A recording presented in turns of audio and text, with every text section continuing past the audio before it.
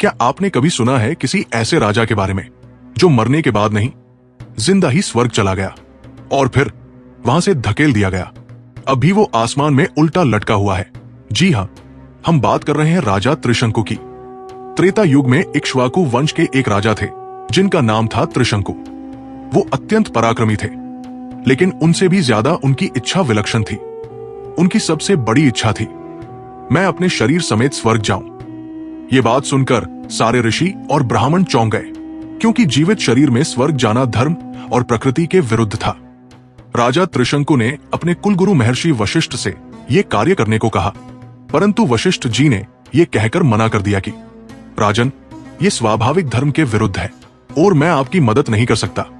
त्रिशंकु को अपमान लगा और उन्होंने वशिष्ठ के पुत्रों से यज्ञ कराने को कहा, लेकिन उन्होंने भी क्रोधित होकर त्रिशंकु को शाप दे दिया, शूद्र हो जाओ।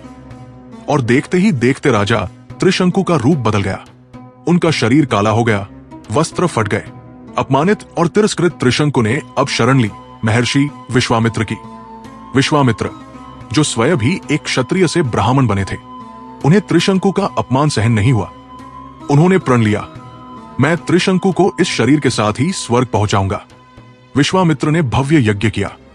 अपनी तपस्या की शक्ति से त्रिशंकु को धीरे धीरे आकाश की ओर उठाया। त्रिशंकु सचमुच स्वर्ग की ओर जाने लगे, लेकिन जब वो स्वर्ग द्वार पर पहुंचे, देवताओं ने उन्हें रोक दिया। इंद्र ने क्रोधित होकर कहा, स्वर्ग में जीवित शरीर की कोई जगह नहीं, और त्रिशंकु को नीचे धकेल दिया। त्रिशंकु गिरने लगे। तभी विश्वामित्र ने अपनी योग शक्ति से उन्हें रोक लिया। आकाश के बीच में स्थिति में त्रिशंकु कहीं का नहीं रहा, न स्वर्ग का न पृथ्वी का। तभी विश्वामित्र ने कहा, मैं एक नया स्वर्ग रचूंगा जहां त्रिशंकु राज्य करेगा।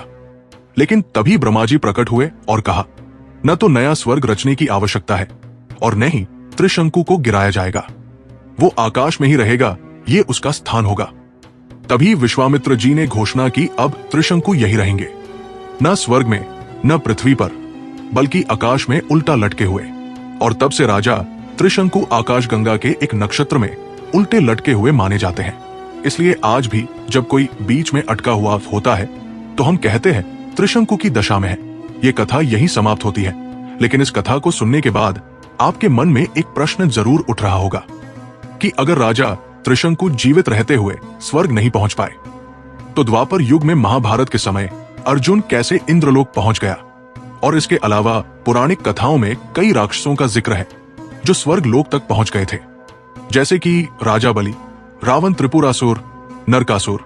तो इसका उत्तर यह है कि अर्जुन इसलिए पहुंचा क्योंकि वह देवराज इंद्र का पुत्र था, और दूसरा, अर्जुन धर्म युद्ध के कार्य के लिए इंद्रलोक गया था।